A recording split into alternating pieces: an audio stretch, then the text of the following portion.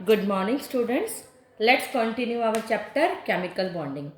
आज हम पढ़ेंगे वैलेंस बैंड थ्योरी, जो कि मॉलिक्यूलर के स्ट्रक्चर्स के बारे में बताती है। वीबीटी भी हम जिसको बोलते हैं। एक थ्योरी वीबीटी +2 में भी आएगी, कोऑर्डिनेशन कंपाउंड में। +1 में हम इसका थोड़ा बेसिस पढ़ लेते हैं। वैलेंस बैंड थ्योरी, जैसे मैंने आपको बताया था, कोई भी मॉलिक्यूल्स के स्ट्रक्चर्स को बताती है। जैसे कल हमने VSEPR पढ़ी थी, ऐसे ही ये इसकी अपनी अलग थ्योरी है, स्ट्रक्चर्स के बारे में अलग बताती है। इसके अंदर इसका जो मेन फंडा है वो है ओवरलैपिंग ऑफ एटॉमिक ऑर्बिटल्स। ये एटॉमिक ऑर्बिटल्स की ओवरलैपिंग कराती हैं, उनको आपस में ओवरलैप कराती हैं। और मैं आपको बता चुकी हूँ ओवरलैपिंग, कल मैंने हाइब्रिडाइजेशन बताई थी जब, तो मैंने बताया था sp sp2 sp3 इस तरह की हाइब्रिडाइजेशन होती हैं, और ये हमें पता है ऑर्बिटल्स होते हैं। और एटॉमिक ऑर्बिटल्स के बीच में हम क्या करेंगे, ओवरलैपिंग करेंगे। इस थ्योरी की अजम्पशंस क्या है वो मैं बाद में बताऊंगी, उससे पहले इस थ्योरी को समझाऊंगी, तभी ये पॉइंट अच्छे से क्लियर होगा। पहले मैं ओवरलैपिंग का कंसेप्ट आपको समझा देती हूँ कि जो ओवरलैपिंग होती है वो दो तरह की होती है। एक टाइप की जो ओवरलैपिंग है, फर्स्ट टाइप की, उसको हम बोलते हैं हेड ऑन ओवरलैप या फिर एक्सियल ओवरलैप बोलते हैं। और जो पाई बॉन्ड की ओवरलैपिंग होती है उसको हम, सॉरी, पाई बॉन्ड की भी कह सकते हो, या फिर आप ऐसे कह लो, एक बॉन्ड सिग्मा बॉन्ड होता है और एक पाई बॉन्ड होता है। दो तरह के बॉन्ड होते हैं, ये बात आपको पता होनी चाहिए, मैं पहले भी बता चुकी हूँ। मल्टीपल बॉन्डिंग है, अगर मान लो कार्बन और कार्बन के बीच में ट्रिपल बॉन्ड है तो एक सिग्मा और दो पाई होंगे, ये बताया था मैंने।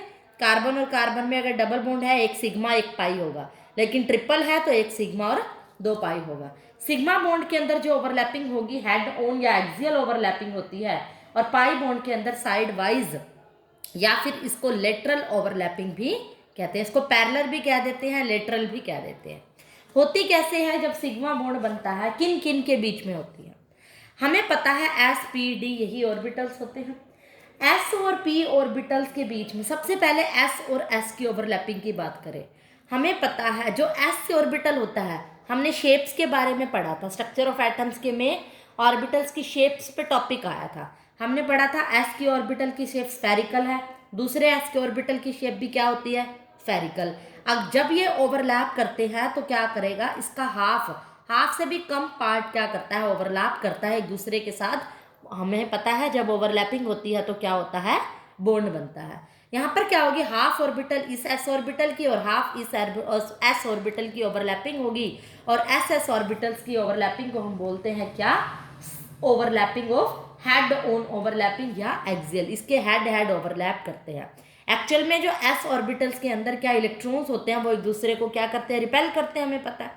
इनकी जो ओवरलैपिंग है ओनली साइड वाइज नहीं है, यहाँ पर हेड ऑन या एक्सियल ओवरलैपिंग ही पॉसिबल है। एक ओवरलैपिंग होती है इसके अंदर S और P। S का हमें पता है ये होती है। P ऑर्बिटल की शेप आपने पढ़ी है, P ऑर्बिटल ऐसी शेप का होता है, डम्बल शेप का होता है। जब इस तरह से साइड वाइज करेंगे, S का ये और P का ये हाफ पोर्शन, इतना पोर्शन, सिर्फ ये हाफ पोर्शन ओवरलैप करेंगे तो ओवरलैपिंग कैसी होगी, SP ओवरलैपिंग। और तब बॉन्ड कैसा बनेगा, सिग्मा। यानी जब सिग्मा बॉन्ड बनता है तो या तो S में ओवरलैपिंग होगी, या SP में ओवरलैपिंग होगी, या फिर होगी PP ओवरलैपिंग। PP ओवरलैपिंग भी इसी टाइप की होनी चाहिए, जो हेड होनी चाहिए, इनका हेड और हेड मिलना चाहिए। ये भी P है, ये भी P है।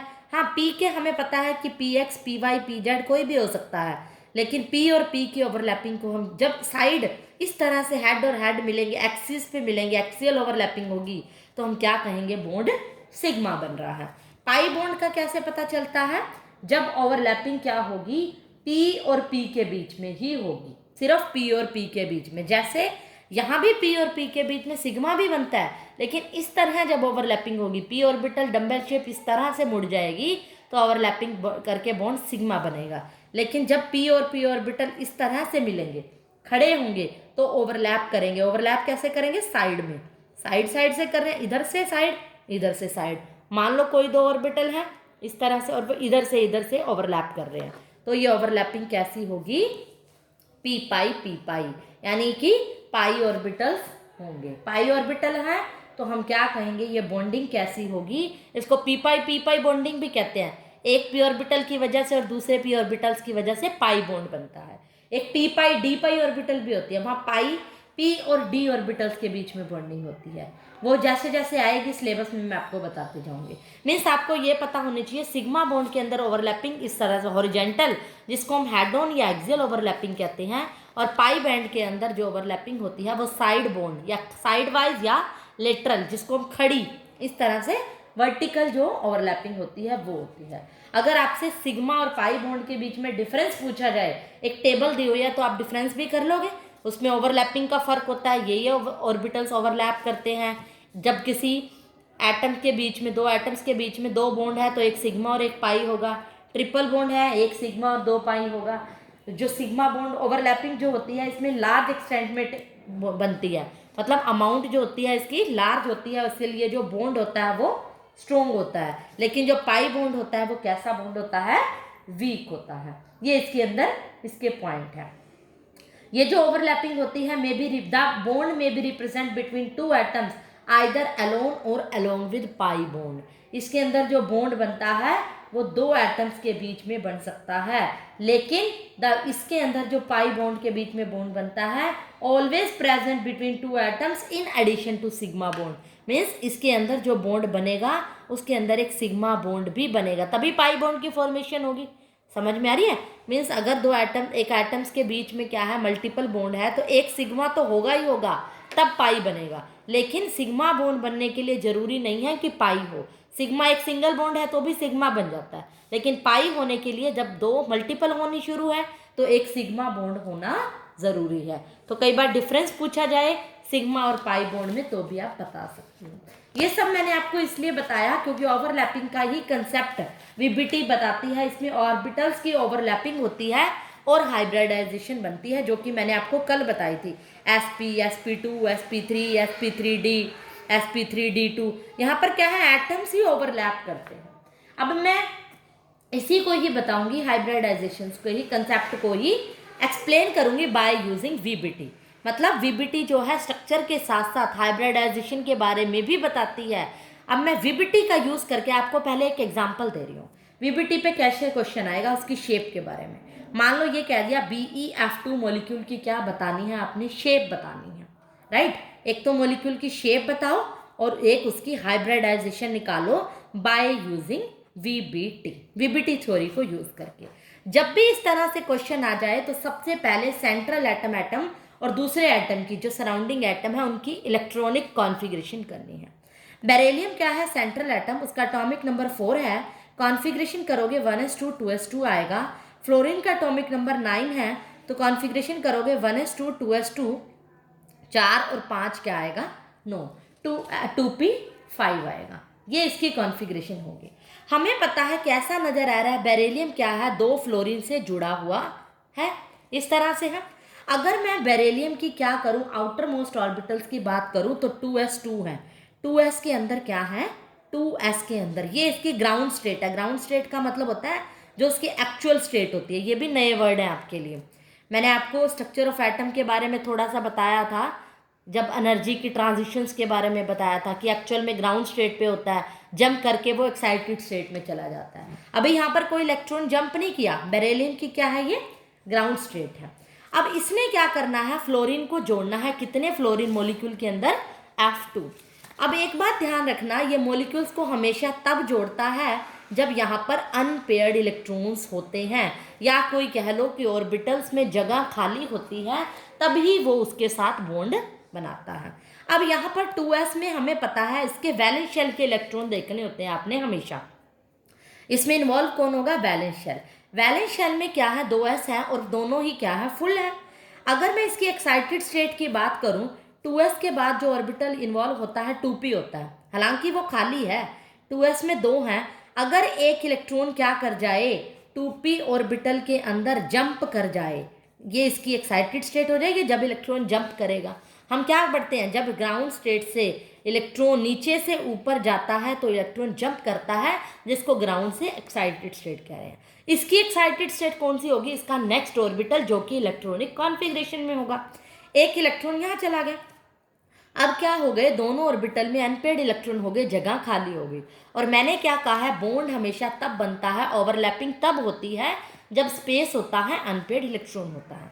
अब बेरिलियम ने अपने साथ 2 फ्लोरीन को जोड़ना है, तो फ्लोरीन के अब बेरिलियम के साथ 2 जगह खाली हो गई, 2 अनपेड इलेक्ट्रॉन क्या हो गए, जुड़ गए हैं। तो डायरेक्ट आप क्या करोगे, एक फ्लोरीन यहाँ जुड़ जाएगा और एक फ्लोरीन यहाँ जुड़ जाएगा।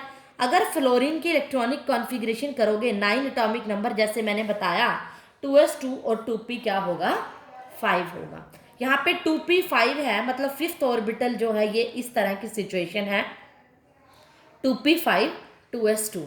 अगला क्या है, 3s होगा, मीन्स इलेक्ट्रॉन अगर 2 जोड़ने हैं तो इस तरह से खाली, मीन्स हमारा यहाँ पर इसका यूज़ नहीं है। वैसे मैं आपको समझाने के लिए कह रही हूँ कि आपने सिर्फ 2 फ्लोरीन जोड़ने हैं, आप यहाँ भी कर सकते हो, कंफ्यूज होने के लिए ज़रूरत नहीं है। आप क्या करो, बेरिलियम सेंट्रल मेटल एटम को देखो और फ्लोरीन देखो, इसके साथ जुड़ गया और 2 बॉन्ड बन गए। यानी एक बेरिलियम है, बेरिलियम के साथ जो बॉन्ड बन रहा है वो कैसे बन रहा है, एक s और एक p ऑर्बिटल के बीच में बन रहा है।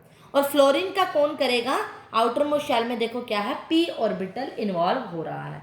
यानी फ्लोरीन का p ऑर्बिटल जब इन्वॉल्व होगा तो बॉन्ड कैसा बनेगा, इधर देखो इसका p ऑर्बिटल डम्बल, ये बेरिलियम का, और ये किसका होगा, f का, फ्लोरीन का। ये किसका होगा, फ्लोरीन का होगा। यहाँ कौन सा बॉन्ड बनेगा, सिग्मा, क्योंकि बेरिलियम हमें पता है ऐसा स्ट्रक्चर बनाता है, एक फ्लोरीन और एक फ्लोरीन, इधर से भी सिग्मा बॉन्ड और इधर से भी सिग्मा बॉन्ड। ये फ्लोरीन का यहाँ भी सिग्मा बॉन्ड बनेगा और यहाँ भी सिग्मा बॉन्ड बनेगा। तो हम क्या कहेंगे, स्ट्रक्चर कैसा हो गया, BeF2।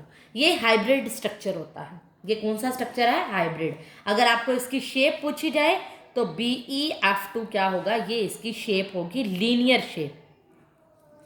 मैंने आपको कल बताई थी शेप, याद है, BeCpR थ्योरी में उसके बॉन्डिंग ऑर्बिटल्स को ही देखते हैं, उसकी जब शेप बताते हैं। यहाँ पे तो कोई नॉन बॉन्डिंग लोन पेयर तो है ही नहीं, दोनों ही बॉन्ड बना रहे हैं, स्ट्रेट लाइन से बन रही है, तो शेप कैसी हो गई इसकी, लीनियर शेप। एक एग्जांपल मैं आपको और दे देती हूँ जिससे आपको VBT और अच्छे से क्लियर हो जाएगी। जैसे मान लो कोई एग्जांपल लेके चलती हूँ मैं, सेकंड, मान लो मॉलिक्यूल है PCl5, इसकी कहा है, इस पर VBT थ्योरी अप्लाई करो। पहले सेंट्रल मेटल एटम फॉस्फोरस, इसका एटॉमिक नंबर क्या होगा, 15। कॉन्फ़िगरेशन करोगे 1s2 2s2 2p6, 2 2 4 और 6 10, 10 और 2 12, 12 और 3 15। तो कॉन्फ़िगरेशन करोगे तो क्या आएगी, ये वैलेंस शेल में कितने इलेक्ट्रॉन आ गए, 3s2 sorry 3p3। Valence electrons को हमने देखना होता है, राइट। 3s है तो 3d है तो सही, लेकिन खाली है, हमें इन्वॉल्व कर लेते हैं, एक्साइटेड स्टेट के काम आएगा। ये 3d है, ये 3p है, 3s है, 3d में कोई इलेक्ट्रॉन नहीं है, ये इसकी कौन सी स्टेट है, ग्राउंड स्टेट। अब हम क्या करेंगे, PCl5 मतलब फॉस्फोरस ने 5 एटम को अपने साथ जोड़ना है, उसके लिए 5 अनपेड इलेक्ट्रॉन होने चाहिए। गिनो, 1 और 1 2 ही है। इसका मतलब अगर 2 ही होते, जैसे मान लो वाटर होता है H2O और यहाँ पर 2 है, उसकी कॉन्फ़िगरेशन अलग होती, मतलब उसको 2 बॉन्ड जोड़ने हैं तो दोनों जुड़ जाते, कोई भी एक्साइटेड स्टेट में जाने की ज़रूरत नहीं थी। लेकिन 5 बॉन्ड बनाने के लिए इसको 5 जगह खाली करनी पड़ेगी, इसीलिए इलेक्ट्रॉन्स को जंप कराना पड़ेगा। एक इलेक्ट्रॉन ये वाला यहाँ जाएगा जो पेयर्ड है, 3D के अंदर चला जाएगा, राइट।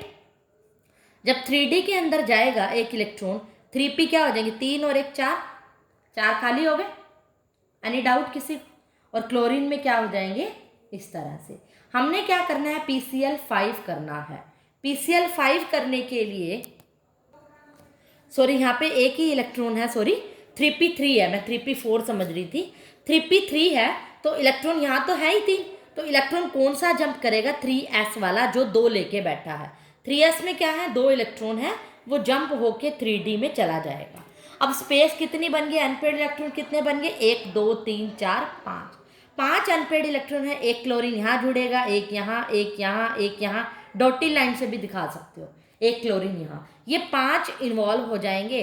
और इस तरह से इसकी हाइब्रिडाइजेशन क्या होगी, देखो ये पीछे मैंने हाइब्रिडाइजेशन नहीं बताई थी, अब मैं फिर से बता देती हूँ। यहाँ कौन सी है, 3s, एक तो s ऑर्बिटल इन्वॉल्व हो रहा है, 1 2 3 क्लोरीन के साथ 3 तो क्या हो रहे हैं, p ऑर्बिटल इन्वॉल्व हो रहे हैं, sp3, और D के साथ एक क्लोरीन जुड़ रहा है तो sp3d। तो हाइब्रिडाइजेशन इसकी क्या होगी, sp3d। और शेप हमने VSEPR थ्योरी के अकॉर्डिंग इसका स्ट्रक्चर किया था, PCl5 अगर sp3 हाइब्रिडाइजेशन है, टेबल उठा के देखोगे तो जो इसकी शेप होगी वो ट्राइगोनल, ज्योमेट्री अगर करें तो ट्राइगोनल बाई पिरामिडल इसकी ज्योमेट्री होगी। ट्रायंगुलर सेंट्रल एटम के बीच में फॉस्फोरस एक ट्रायंगल बनाएगा क्लोरीन के साथ, इस क्लोरीन के साथ और तीसरे क्लोरीन के साथ। ट्रायंगुलर बाई पिरामिडल मतलब दो पिरामिड होंगे, एक क्लोरीन ऐसे और एक क्लोरीन ऐसे। एक ट्रायंगल बना के दो पिरामिड लगाओगे तो ट्रायंगुलर बाई पिरामिडल इसकी शेप होगी। ये थ्योरी के अंदर आपको याद रखनी पड़ेगी। एक टेबल दी हुई है इस थ्योरी के एंड में जिसमें लिखा हुआ है इस थ्योरी के अकॉर्डिंग कि जो शेप होगी अगर sp3 डिहाइब्रिडाइजेशन है तो शेप क्या होगी, ट्राइगोनल बाई पिरामिड। ये शेप्स आपको याद रखनी पड़ेगी। इस चैप्टर के एंड में इस थ्योरी के एंड में एक टेबल दी हुई है, वहाँ टेबल में दे रखा है कि इस हाइब्रिडाइजेशन अगर ये आती है तो शेप आपको उसके अकॉर्डिंग पता चल जाएगी। और ये शेप मैं आपको बता रही हूँ कि वो शेप कैसी होती है, ऐसी होती है। वहाँ सिर्फ नाम लिखा हुआ है ऐसे, तो आपको डायग्राम भी है, उसके डायग्राम भी मिल जाएंगे शेप्स के कि वो शेप्स कैसी होती हैं। और कुछ एक शेप्स के बारे में मैंने कल भी बता दिया था। ये तो कैसी थी, sp3d ऑर्बिटल्स की शेप थी। तो ये होती है sp3 ऑर्बिटल्स की स्ट्रक्चर, PCl5 के मॉलिक्यूल्स की हाइब्रिडाइजेशन।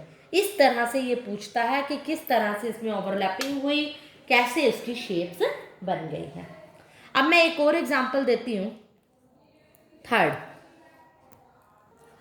जैसे एग्जांपल ले लो C2H4, यानी ये क्या है, इथीन है, H2C डबल बॉन्ड CH2। यहाँ पर सेंट्रल एटम है कार्बन, कार्बन और कार्बन दो हैं। तो हमने क्या करना है, एक कार्बन के साथ दो हाइड्रोजन है, दूसरी के साथ भी दो। पहले सेंट्रल एटम के साथ क्या करेंगे हम, इसकी configuration 1s2 2s2 2p3। Outer most में क्या है, 2s2 है, इसकी ग्राउंड स्टेट करें, और 2p क्या है, 3 ऑर्बिटल है, 2 2 4 और सॉरी 6, 2 ऑर्बिटल है, 2 इलेक्ट्रॉन है किसके अंदर, 2p के अंदर। हमें पता है एक कार्बन के साथ कितनी हाइड्रोजन जुड़ी हैं, 2 हाइड्रोजन जुड़ी हैं, 2 अनपेड इलेक्ट्रॉन है, बड़ा इजीली बन रहा है। एक हाइड्रोजन इसके साथ और एक हाइड्रोजन इसके साथ। सेम ऐसा ही दूसरी कार्बन के साथ, मतलब इस कार्बन और हाइड्रोजन और इस कार्बन और हाइड्रोजन के साथ सेम सिचुएशन होगी। तो हमारी जो सिचुएशन होगी वो कैसी होगी कि CH2 की बॉन्डिंग, एक कार्बन क्या करेगा, जैसे मान लो ये कार्बन है, उसका p ऑर्बिटल के साथ है, और हाइड्रोजन क्या है, हमें पता कॉन्फ़िगरेशन क्या होती है, हाइड्रोजन का एटॉमिक नंबर 1 होता है, 1s1 होती है। हमें पता है इस HP ऑर्बिटल की जो बॉन्डिंग होगी वो s के साथ होगी, स्फेरिकल के साथ होगी। 2 हाइड्रोजन है, एक कार्बन है अगर, और इधर से दूसरी कार्बन है, इस कार्बन और कार्बन के बीच में भी क्या होगी, इस कार्बन इसका बॉन्ड और ये इसका बॉन्ड, हाइड्रोजन और हाइड्रोजन। ये क्या है, देखो मैंने हाइब्रिड स्ट्रक्चर बना दिया। ये कार्बन है, उसका p ऑर्बिटल है, हमने क्या कहा, p3 है उसके अंदर, 1 2 और 3, इसका ये चीज दिखाई नहीं है, 2p3 होते हैं, लेकिन 2 बॉन्ड बना रहे हैं। हमने अभी पढ़ा था ना 2p3, 2p के अंदर क्या है, 3 ऑर्बिटल्स होते हैं, 2 इलेक्ट्रॉन हैं, 2 इलेक्ट्रॉन हाइड्रोजन के साथ बॉन्ड बना रहे हैं, और हाइड्रोजन s ऑर्बिटल में आती है, तो इसीलिए शेप स्फेरिकल होगी। तो इस तरह से स्फेरिकल शेप। दूसरी कार्बन की भी जो शेप होगी वो 3 p ऑर्बिटल बनाने के साथ 2 बॉन्ड स्फेरिकल बनाएगी। और आपस में भी क्या करा था हमने, H और H का बॉन्ड तो बन ही रहा था, कार्बन और हाइड्रोजन का बॉन्ड तो बन ही रहा था, लेकिन कार्बन और कार्बन के बीच में भी 2 बॉन्ड बन रहे हैं। और मैंने आपको एक बात बताई है, अगर 2 बॉन्ड है तो एक सिग्मा और एक पाई होगा। तो ये बॉन्ड कैसा होगा आप बता सकते हो, ये बॉन्ड की ओवरलैपिंग जिसको हम क्या कहते हैं, साइडवाइज या लेटरल ओवरलैपिंग। अभी मैंने ओवरलैपिंग के जब टाइप बताए थे तब उसमें ओवरलैपिंग डिस्कस की थी। ये साइड वाइज ओवरलैपिंग नहीं है। और यहाँ पर क्या होगा, इसीलिए सिग्मा बॉन्ड बनेगा, यहाँ जो बॉन्ड बनेगा सिग्मा। और ये क्या है, साइड वाइज ओवरलैपिंग है। साइड वाइज ओवरलैपिंग पे बॉन्ड कैसा बनेगा, पाई बॉन्ड, एक सिग्मा और एक पाई बॉन्ड। ये इसका हाइब्रिड स्ट्रक्चर है। और अगर इसकी शेप पूछी जाए, CH2 double bond CH2, ethene की अगर शेप पूछी जाए, हाइब्रिडाइजेशन पे डिपेंड करती है। और हाइब्रिडाइजेशन मैंने अभी निकाल देंगे हम। देखो 2 कार्बन अटैच है एक CH2 के साथ, तो इतने पोर्शन में तो यही है, तो इतने का जो हाइब्रिडाइजेशन होगी वो क्या होगी, sp3। ये तो फुली फिल्ड है, तो S से तो स्टार्ट ही होती है हाइब्रिडाइजेशन। ये नहीं कहोगे p2, अकेली p2 कभी नहीं होती, ये तो पेयर्ड ही है, sp2। ओनली हाइब्रिडाइजेशन इसकी क्या होगी, sp2। और आप इसकी थ्योरी के अकॉर्डिंग हाइब्रिडाइजेशन का स्ट्रक्चर देखोगे तो आपको ट्राइगोनल प्लेनर मिलेगा कि अगर sp2 हाइब्रिडाइजेशन है तो शेप कैसी होगी, ट्राइगोनल प्लेनर। ट्राइगोनल प्लेनर का मतलब होता है ट्राइंगल की शेप में ही होंगे, इस तरह से ही होंगे, एक प्लेन बनाएगा जो ट्राइंगुलर होगा, राइट। तो ये इसकी क्या हो जाएगी, शेप हो जाएगी। तो इस तरह के बहुत सारे मॉलिक्यूल्स हैं वीबीटी के अकॉर्डिंग जो आपने ट्राई करने हैं, जैसे ICl5 हो गया, ICl5 हो गया, IF7 हो गया। इसके आप क्या करोगे, स्ट्रक्चर डरा करके देखोगे और उसकी हाइब्रिडाइजेशन निकालोगे, हाइब्रिडाइजेशन के अकॉर्डिंग उसकी शेप आपको टेबल में मिल जाएगी। तो ये होती है वीबीटी। अब इसका अगर हम पोस्टुलेट पढ़ें तो बड़े इजीली याद हो जाएंगे, इसकी जो बेसिक अजम्पशंस हैं, इसके जो पोस्टुलेट पे भी पूछ लेता है, बट क्वेश्चन मैंने बताया हुआ है थ्योरीज में पोस्टुलेट पे ना आकर उनके ऊपर कंसेप्ट आता है, उसकी मॉलिक्यूल का स्ट्रक्चर बताना आता है। तो पहली अजम्पशन क्या कहता है कि जो एटम्स होते हैं वो अपनी आइडेंटिटी को लूज नहीं करते, डू नॉट लूज आइडेंटिटी, जब even after the formation of molecule, जब वो मॉलिक्यूल को बना देते हैं तो अपनी आइडेंटिटी उनकी नहीं बदलती, उनकी आइडेंटिटी, उनकी पहचान वही रहती है। और क्या कहता है कि जो बॉन्ड बनता है वो कैसे बनता है, interaction of only valence electron, जब आपस में वैलेंस इलेक्ट्रॉन इंटरेक्ट करते हैं तभी उनके बीच में इंटरेक्शन होती है, तभी बॉन्ड बनता है। हमने यही पढ़ा पूरी थ्योरी में, लास्ट वैलेंस शेल लेते हैं उसकी ओवरलैपिंग कराते हैं। तो ये थ्योरी यही कहती है कि during the formation of bond, जब बॉन्ड बनता है, only valence electron from each bonded atom losing their identity, जब, लेकिन ये भी ध्यान रखना जब बॉन्ड बनता है तो वैलेंस इलेक्ट्रॉन ही क्या करते हैं, अपनी आइडेंटिटी को लूज करते हैं, क्योंकि बॉन्ड में वही इन्वॉल्व होते हैं और अदर्स क्या रहते हैं, रिमेन अनअफेक्टेड, औरों पे कोई फर्क नहीं पड़ता, सिर्फ वैलेंस इलेक्ट्रॉन्स अपनी आइडेंटिटी को लूज करते हैं। ये इसका पोस्टुलेट है। लास्ट पोस्टुलेट इसका है, जो स्टेबिलिटी होती है बॉन्ड की, accounted by the fact that formation of bond is accompanied by the release of energy, जब कोई बॉन्ड बनता है तो एनर्जी रिलीज होती है, और रिलीज ऑफ एनर्जी किसको बताती है, स्टेबिलिटी को, क्योंकि हमें पता है कि अगर बॉन्ड बनेगा एनर्जी डिक्रीज होगी, जितनी एनर्जी क्या होगी, कम होगी, तो बॉन्ड क्या होगा, उतना ज़्यादा स्ट्रोंगर होगा और बॉन्ड उतना ज़्यादा स्टेबल होगा, राइट। तो जिसकी जितनी एनर्जी कम होगी उसमें उतना ही ज़्यादा बॉन्ड क्या होगा, स्ट्रोंगर होगा। एक इसमें कई बार क्वेश्चन आ जाता है, बैलेंस ट्रीटमेंट, बॉन्ड ट्रीटमेंट किया गया था फॉर H2 मॉलिक्यूल के बीच में, बड़ी छोटी सी बात है इसके अंदर, H2 मॉलिक्यूल्स और हीलियम-2 मॉलिक्यूल्स के बीच में क्वेश्चन है ये कि जो हीलियम मॉलिक्यूल होता है He2 क्यों नहीं होता, जबकि He होता है हीलियम, लेकिन हाइड्रोजन जो है वो H2 मॉलिक्यूल है। इसमें एक छोटा सा कंसेप्ट है अट्रैक्टिव फोर्सेस और रिपल्सिव फोर्सेस का, कि इसके अंदर force of attraction and force of क्या होती है, रिपल्शन होती है। जो अट्रैक्टिव फोर्सेस होती है, जैसे मान लो हाइड्रोजन है, हाइड्रोजन के अंदर क्या है, एक एटॉमिक नंबर है लेकिन 2 हाइड्रोजन है, 2 हाइड्रोजन होने की वजह से हाइड्रोजन H2 और H2, HA और HB, 2 क्या होंगे, इसके न्यूक्लियस होंगे, क्योंकि 2 हाइड्रोजन है। अगर 2 हाइड्रोजन है तो उनके इलेक्ट्रॉन भी क्या होंगे, 2 ही होंगे, EA और EB, 2 ही उनके इलेक्ट्रॉन होंगे। और हमें पता है प्लस और माइनस में क्या होती है, अट्रैक्शन, इधर भी प्लस और माइनस में अट्रैक्शन, प्लस माइनस में अट्रैक्शन, प्लस माइनस में अट्रैक्शन, प्लस माइनस में अट्रैक्शन होगी तो अट्रैक्टिव फोर्स कितनी तरह का लगेगा, एक पहले न्यूक्लियस और पहले इलेक्ट्रॉन के बीच में, दूसरे इलेक्ट्रॉन के न्यूक्लियस और दूसरे एटम के न्यूक्लियस और इलेक्ट्रॉन के बीच में, और जो पहले न्यूक्लियस और दूसरे इलेक्ट्रॉन के बीच में, दूसरे HB को मैं न्यूक्लियस बोल रही हूँ, हाइड्रोजन का B मतलब न्यूक्लियस, दूसरे न्यूक्लियस और पहले इलेक्ट्रॉन के बीच में अट्रैक्टिव फोर्स लगेगा, अट्रैक्शन होगी। और रिपल्सिव फोर्स किस तरह के लगेंगे, पहले इलेक्ट्रॉन और दूसरे इलेक्ट्रॉन के बीच में होगी, और पहले न्यूक्लियस और दूसरे न्यूक्लियस के बीच में होगी। यहाँ पर फोर्स क्या होगी, जो रिपल्सिव फोर्स होगी किन की वजह से ओनली होगी, only of these kind of forces की वजह से होगी। एक्सपेरिमेंटली देखा गया ऐसा कि जो मैग्नीट्यूड है न्यू अट्रैक्टिव फोर्स का वो ज़्यादा था। मतलब अट्रैक्टिव फोर्स इनकी वजह से चार कंसेप्ट की वजह से होती है, चार तरह के अट्रैक्शन की वजह से होती है। और जो रिपल्सिव फोर्स है ओनली दो की वजह से है। अट्रैक्टिव फोर्स ज़्यादा होता है, इसीलिए दो एटम्स एक दूसरे को अप्रोच करते हैं और उनकी पोटेंशियल एनर्जी क्या होती है, डिक्रीज होती है। तो ऐसी सिचुएशन आ जाती है जब दो एटम आपस में क्लोज आते हैं और जो सिस्टम क्या होता है और ज़्यादा स्टेबल हो जाता है एनर्जी कम होने की वजह से। इसी स्टेज पे क्या होता है, हाइड्रोजन आपस में क्लोजली अटैच्ड होते हैं, H और H अटैच होते हैं। लेकिन हीलियम के केस में ऐसा नहीं होता। हीलियम के केस में ऐसा क्यों नहीं होता? जब हीलियम मॉलिक्यूल्स आपस में अटैच करेगा, हीलियम मॉलिक्यूल He2 में नहीं बनकर He में ही बनता है, क्योंकि जब इनके अट्रैक्टिव एंड रिपल्सिव फोर्स जब दो हीलियम के कंबाइन होते हैं तो हर हीलियम के पास क्या होते हैं, दो इलेक्ट्रॉन होते हैं, 1s2। हर हीलियम के पास क्या है, दो इलेक्ट्रॉन है। लेकिन न्यूक्लियस क्या रहेगा, एक ही रहेगा, इलेक्ट्रॉन दो है। दूसरे हीलियम के पास भी अगर मान लो मैं कहती हूँ He2 की सिचुएशन आए, हीलियम का न्यूक्लियस तो एक रहेगा, इलेक्ट्रॉन दो होंगे।